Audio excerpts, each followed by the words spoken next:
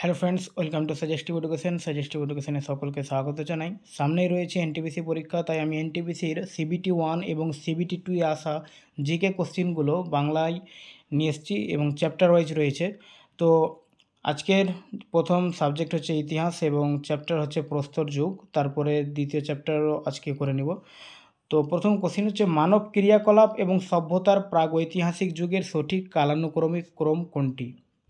তো এখানে অপশন রয়েছে প্যালিওলিথিক যুগ, মেসোলিথিক যুগ, নিওলিথিক যুগ, তারপর মেটাল যুগ, মেসোলিথিক যুগ। তো অ্যান্সার হবে অপশন এটাই, প্যালিওলিথিক যুগ, মেসোলিথিক যুগ ও নিওলিথিক যুগ। অপশন এ হচ্ছে অ্যান্সার। মানব ক্রিয়াকলাপ এবং সভ্যতার প্রাগৈতিহাসিক যুগ বা স্টোন এজ তিন ভাগে বিভক্ত। একটা হচ্ছে প্যালিওলিথিক বা পুরাতন পাথরের যুগ, একটা হচ্ছে মেসোলিথিক মধ্য পাথরের যুগ এবং একটা হচ্ছে নিওলিথিক বা নতুন পাথরের যুগ। তারপরে দ্বিতীয় কোশ্চেন দেখো, ভারতে কোথায় প্রস্তর যুগের শিলা চিত্রকর্ম পাওয়া গেছে? তো ভারতে প্রস্তর যুগের শিলা চিত্রকর্ম পাওয়া গেছে ভীমবেটকায়। আর ভীমবেটকা অবস্থিত কোথায়? মধ্যপ্রদেশে। ভীমবেটকার শিলা আশ্রয়স্থল মধ্যপ্রদেশের রায়সেন জেলায় হোশঙ্গাবাদ এবং ভোপালের মধ্যে অবস্থিত। 1957 সালে ভিএস ওয়াকঙ্কর এটি আবিষ্কার করেন।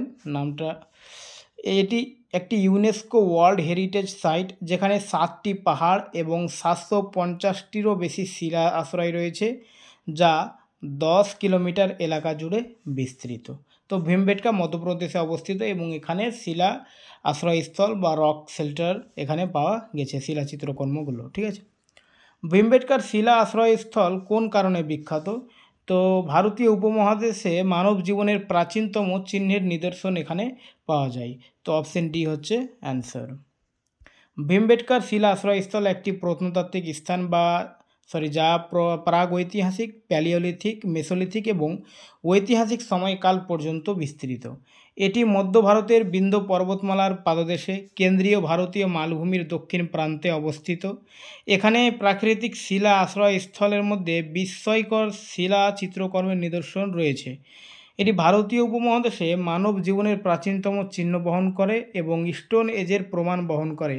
আর এই ভীমবেটকার শিলা আশ্রয়স্থল 2003 সালে বিশ্ব ঐতিহ্য স্থান হিসেবে ঘোষিত হয়।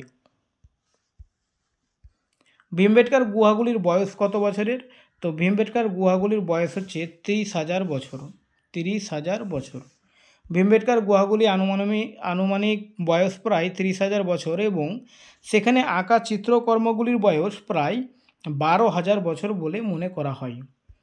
প্রথম চাকা কি দিয়ে তৈরি হয়েছিল? প্রথম চাকা তৈরি হয়েছিল কাঠ দিয়ে। প্রথম কাঠের চাকার আবিষ্কার মেসোপটেমিয়ায়, বর্তমান ইরাক, প্রায় 3500 খ্রিস্টপূর্বাব্দে হয়। এই চাকা কয়েকটি কাঠের প্লাঙ্ক জোড়া দিয়ে তৈরি হয়েছিল এবং এটি সুমেরীয় সভ্যতার সময় আবিষ্কৃত হয়েছিল। তো এই ছিল স্টোন এজ থেকে। তারপর আমরা পড়ব চ্যাপ্টার 2, সিন্ধু সভ্যতা বা ইন্ডাস ভ্যালি সিভিলাইজেশন। সিন্ধু সভ্যতার নিম্নলিখিত কোন স্থল ভারতের পাঞ্জাবে অবস্থিত? তো এখানে অপশান রয়েছে কোটডিজি, বানওয়ালি, বালু, রোপার। তো পাঞ্জাবে রোপার অবস্থিত। বাকি কোটডিজি, বানওয়ালি, বালু এগুলো হচ্ছে, দেখো কোটডিজিটা হচ্ছে পাকিস্তান, সিন্ধ পাকিস্তানে, আর বানওয়ালি তো এটা হচ্ছে হরিয়ানা, আর বালুও হরিয়ানা। আর রোপার বা যেটা রূপনগর, তো এটা না আমাদের না পড়লে হবে, রোপারটাই পড়লে হবে, পাঞ্জাবে অবস্থিত। ঠিক আছে। সিন্ধু সভ্যতার সময়ে কারুশিল্প তৈরির জন্য শাঁখ কোথা থেকে সংগৃহীত হতো? তো কারুশিল্প তৈরির জন্য শাঁখগুলো নাগেশ্বর থেকে পাওয়া যেত এবং কারুশিল্পটা বেশি হচ্ছিল যেখানে, সেটা হচ্ছে চানহুদারো।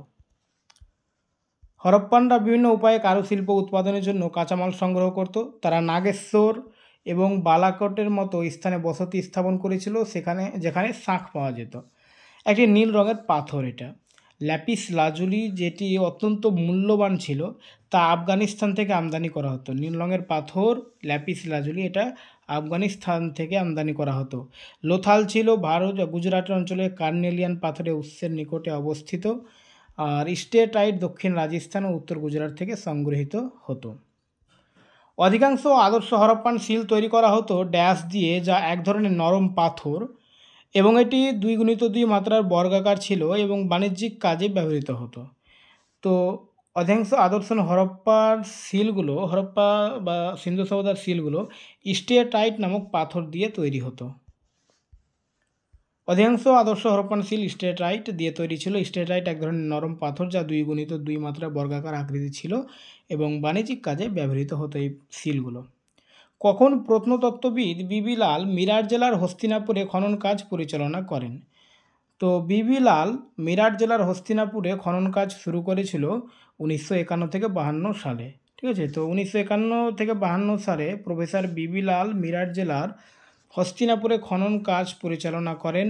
উল্লেখযোগ্যভাবে খননের ফলে জানা যায় যে প্রায় 800 খ্রিস্টপূর্বাব্দে গঙ্গার একটি প্রবল বন্যা পালিশ করা ধূসর মৃত পাত্রের বসতির একটি বড় অংশ ধ্বংস করে দিয়েছিল।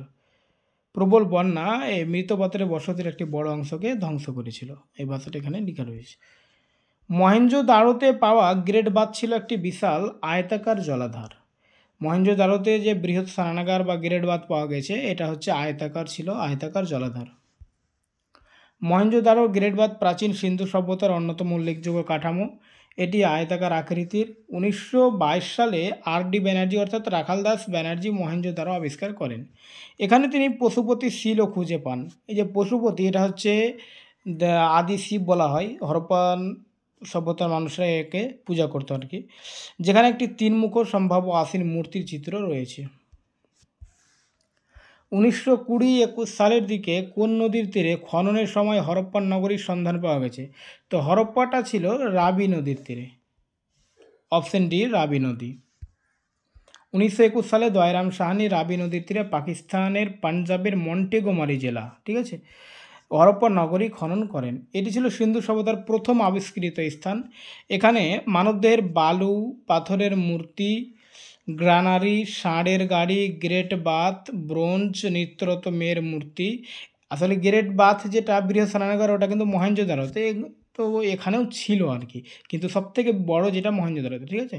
আর ব্রোঞ্জ নৃত্যরত মেয়ের মূর্তি, পশুপতি শিল, দাড়িওয়ালা পুরুষের স্টেটাইট মূর্তি এবং বোনাতুলোর টুকরো গুরুত্বপূর্ণ নিদর্শন পাওয়া যায়। মহেঞ্জোদারো বিখ্যাত সিন্ধু সভ্যতার স্থান প্রথম আবিষ্কার করেন কোন ভারতীয় প্রত্নতত্ত্ববিদ? তো মহেঞ্জোদারো আবিষ্কার কে করেন? 1922 সালে আর.ডি. ব্যানার্জি বা রাখাল দাস ব্যানার্জি। বিখ্যাত মহেঞ্জোদারো শব্দটির অর্থ হচ্ছে মৃতদের ঢিবি বা মৃতদের টিলা। প্রথম আবিষ্কার করেন বিশিষ্ট ভারতীয় প্রত্নতত্ত্ববিদ আর.ডি. ব্যানার্জি বা রাখাল দাস ব্যানার্জি। কত সাল? 1922 সালে। এটি পাকিস্তানের সিন্ধু প্রদেশের লারকানা জেলায় সিন্ধু নদীর তীরে অবস্থিত। হরপ্পাটা মন্টেগোমারি জেলায়, যেটা রাবি নদীর তীর, আর মহেঞ্জোদারো হচ্ছে লারকানা জেলা, যেটা সিন্ধু নদীর তীরে, ঠিক আছে। সিন্ধু সভ্যতার আবিষ্কৃত প্রথম স্থান কোনটি? একটু আগে আমরা পড়লাম অবশ্য ডিটেলসে। তো সিন্ধু সভ্যতার আবিষ্কৃত প্রথম স্থান হচ্ছে হরপ্পা, তাই এই সভ্যতার আর একটা নাম হরপ্পা সভ্যতাও বলা হয়, যেহেতু প্রথম আবিষ্কৃত স্থান হরপ্পা ছিল। তো হরপ্পা ছিল সিন্ধু সভ্যতার প্রথম আবিষ্কৃত স্থান।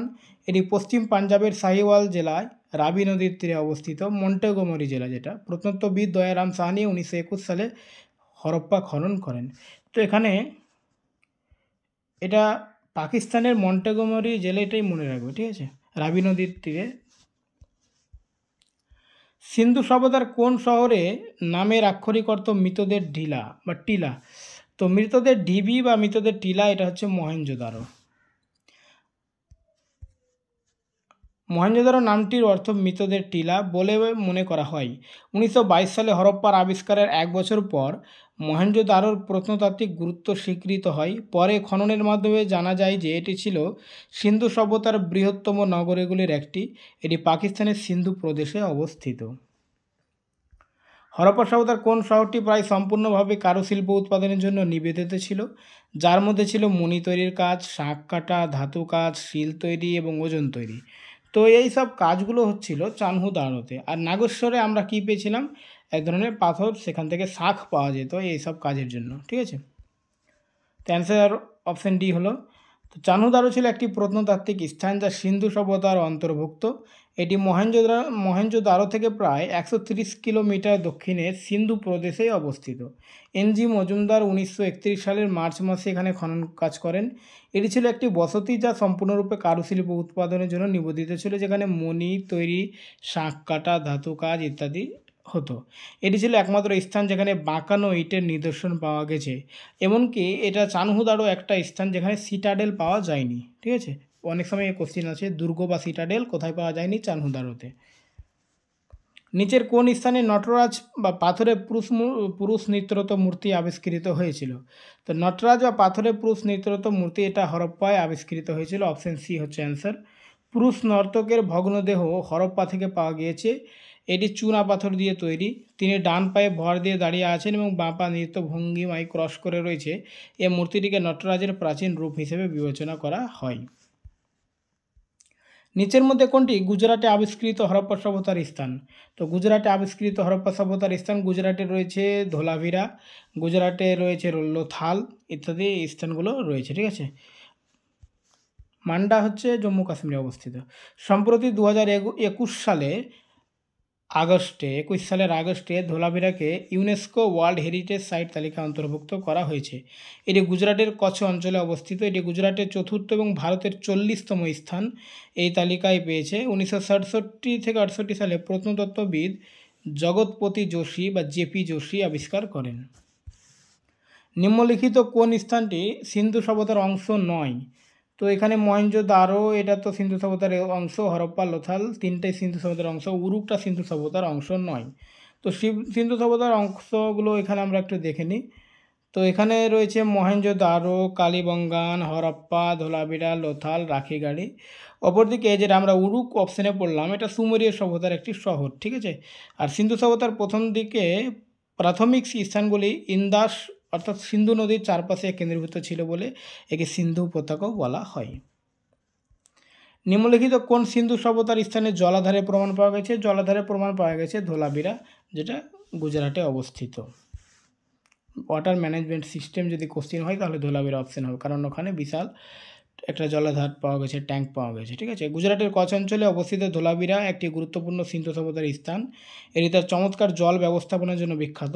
ওয়াটার ম্যানেজমেন্ট সিস্টেম, যেখানে পাথরের কাটা জলাধার এবং খালের একটি বিস্তৃত নেটওয়ার্ক ছিল। প্রত্নতাত্ত্বিক স্থান সুরকোটোডা কোন রাজ্যে অবস্থিত? তো সুরকোটোডা এটা গুজরাটে অবস্থিত। সুরকোটোডা এখানে ঘোড়ার হাড় পাওয়া গেছে।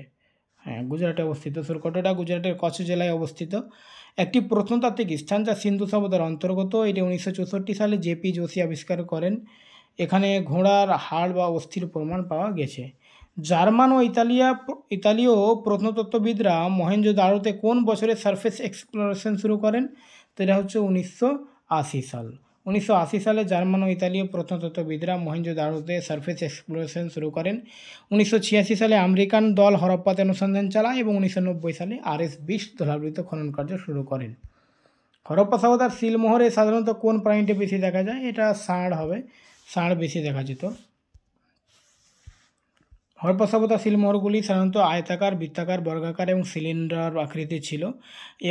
সেগুলিতে হাতি, গন্ডার এবং ষাঁড়ের ছবি ছিল। এই সিলমোহরগুলি আরব উপসাগরের উপকূলে উম্মা ও উরের মতো শহরে পাওয়া গেছে, যা মধ্য এশিয়ার সাথে বাণিজ্যের প্রমাণ দেয়। 1944 সালে কে ভারতীয় প্রত্নতত্ত্ব বিভাগের মহাপরিচালক হিসেবে দায়িত্ব গ্রহণ করেন? হরপ্পাতে খনন শুরু করেন। তো অ্যান্সার হচ্ছে R.E.M. হুইলার। 1944 সালে ব্রিটিশ প্রত্নতত্ত্ববিদ এবং সেনা কর্মকর্তা মর্টিমার হুইলার ভারতীয় প্রত্নতত্ত্ব বিভাগের মহাপরিচালক হন। 1948 পর্যন্ত তিনি এ পদে ছিলেন এবং এই সময় তিনি দক্ষিণ ভারতের আরিকা, মেডু, ব্রহ্মগিরি, চন্দ্রাবল্লী, মাস্কির মতো স্থান খনন করেন এবং হরপ্পা ও মহেঞ্জোদারোতে খনন কার্য পরিচালনা করেন। ভারতের প্রত্নতত্ত্ব বিভাগের প্রতিষ্ঠা হয়েছিল 1861 সালে আলেকজান্ডার কানিংহামের নেতৃত্বে হয়, যিনি পরে প্রথম মহাপরিচালক হন এবং যাকে ভারতীয় প্রত্নতত্ত্বের জনক বলা হয়। নিজের কোন হরপ্পান স্থানটি কারুশিল্প উৎপাদনের সাথে যুক্ত নয়? তো এখানে বালাকোট, চানহুদারো, নাগেশ্বর এগুলো তো আমরা পড়লাম, এগুলো কারুশিল্পের সঙ্গে যুক্ত, কিন্তু মান্ডাটা নয়। তাহলে অপশন বি হচ্ছে অ্যান্সার। অপশন বি, মান্ডা একটি হরপ্পান স্থান যা কারুশিল্প উৎপাদনের সাথে যুক্ত নয়। অপরদিকে চানহুদারো ছিল একটি কারুশিল্প নির্ভর বসতি, যেখানে পুঁতি তৈরি, শাঁখ কাটা, ধাতু কাজ, শিল তৈরি, ওজন তৈরি কাজ হতো। চানহুদারো, লোথাল ও ধোলাভিরাতে বিশেষ ড্রিলও পাওয়া গেছে। হরপ্পা সভ্যতা প্রায় খ্রিস্টপূর্ব 2500 সালের দিকে যে অঞ্চল বিকশিত হয়, আজ আমরা তাদের কী নামে চিনি? তো অঞ্চলটা কী ছিল? পশ্চিম ভারত আর পাকিস্তান। হরপ্পা সভ্যতার পরে খ্রিস্টপূর্ব 2500 সালের দিকে বিকাশ লাভ করে। এই সভ্যতা পশ্চিম ভারত এবং পাকিস্তান জুড়ে বিস্তৃত ছিল। সিন্ধু উপত্যকা সভ্যতার সবচেয়ে গুরুত্বপূর্ণ বৈশিষ্ট্য কোনটি? তো এটা ছিল পোড়া ইট দিয়ে নির্মিত ভবন, সবথেকে গুরুত্বপূর্ণ বৈশিষ্ট্য। দ্বিতীয় বৈশিষ্ট্য হচ্ছে ড্রেনেজ সিস্টেম। সিন্ধু উপত্যকা সভ্যতার সবচেয়ে গুরুত্বপূর্ণ বৈশিষ্ট্য ছিল ইট দিয়ে তৈরি ভবন। এটি বিশ্বের প্রাচীন নদী উপত্যকার সভ্যতাগুলির মধ্যে অন্যতম। হরপ্পা সভ্যতার সবকটি স্থানে ইট ব্যবহৃত হয়েছে। এই সময় ব্যবহৃত ইটের অনুপাত সাধারণত ছিল 4:2:1। সিন্ধু উপত্যকা সভ্যতা কোন যুগের সভ্যতা? এটা ব্রোঞ্জ যুগের সভ্যতা, ঠিক আছে, চ্যালকোলিথিক এজের বলা যায়। সিন্ধু উপত্যকা সভ্যতাকে ব্রোঞ্জ যুগের সভ্যতা বলা হয়। এই সভ্যতায় প্রথম ব্যবহৃত ধাতু ছিল তামা ও টিনের মিশ্রণ। এখন পর্যন্ত প্রায় 1400টি সিন্ধু সভ্যতার কেন্দ্র আবিষ্কৃত হয়েছে, যার মধ্যে 925টি ভারতীয় ভূখণ্ডে অবস্থিত। এই সভ্যতা সিন্ধু নদী ও তার উপনদীগুলির চারপাশে বিস্তৃত ছিল। নিচের কোন দেবতার পূজা হরপ্পার মানুষ করতো না? তো বিষ্ণুর পূজা হরপ্পার মানুষ করতো না। হরপ্পার মানুষ যে আর পূজা করতো সেটার নাম ছিল সে পশুপতি, একে আদি শিবও বলা হয়, ঠিক আছে। হরপ্পার মানুষ বিষ্ণুর পূজা করতো না। একটি শিলমোহরে স্বস্তিক চিহ্ন, তিনমুখী এক ব্যক্তিকে যোগাসনে সিংহাসনে বসে থাকতে দেখা যায়, যাকে শিবের প্রাথমিক রূপ হিসেবে মনে করা হয়। তার ডান পাশে হাতি ও বাঘ এবং বাম পাশে গন্ডার ও মহিষের চিহ্ন রয়েছে। হরপ্পা সভ্যতার মানুষ পৃথিবীকে উর্বরতার দেবী হিসেবে পূজা করত। ওকে।